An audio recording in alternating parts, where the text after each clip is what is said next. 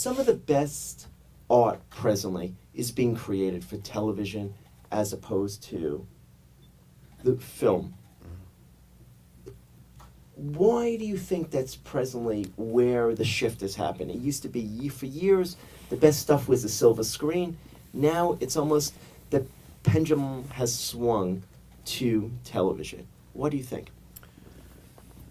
Yeah, well, that's a tricky question. Without getting yourself in trouble for future parts. Yeah,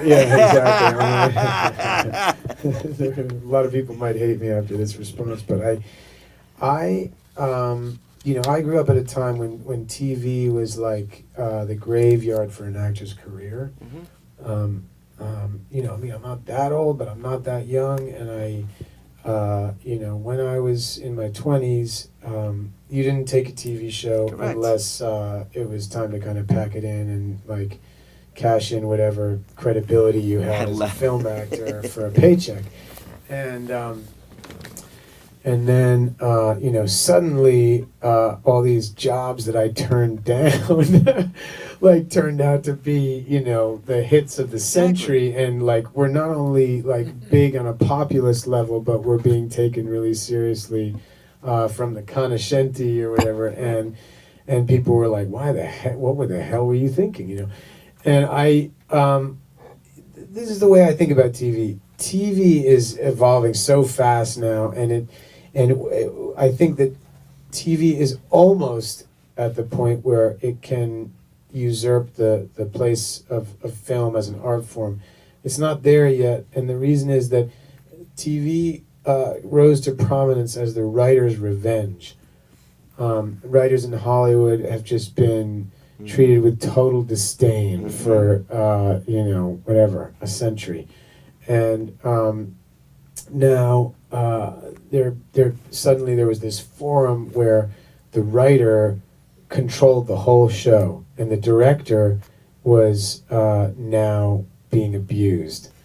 And so you had these writers who were called like showrunners, writers, and they essentially are directing the show. They create the show, they create the look of the feel, the whole tone of the show, and the directors are these guys who come in for a week or whatever to direct these actors who've been there for weeks, months, years on end, and tell them what to do, tell the director what to do, and as a result, the writer, it's the dialogue and the language that like rose to prominence in television. Mm-hmm. And the visual storytelling as a medium just completely disappeared. Now, slowly that's starting to change, especially with like limited series like True Detective or something, where you get one director that directs an entire season, an entire arc of a show.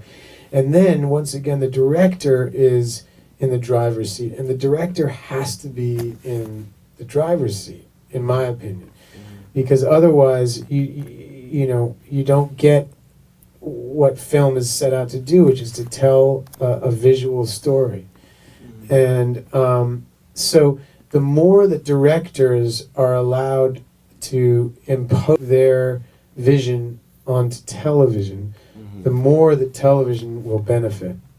And that doesn't mean I don't think you need a great script to have a great film or a great series or a great mini-series or anything. Well, another series, just to add on to that, which is similar, another HBO series is Night Of.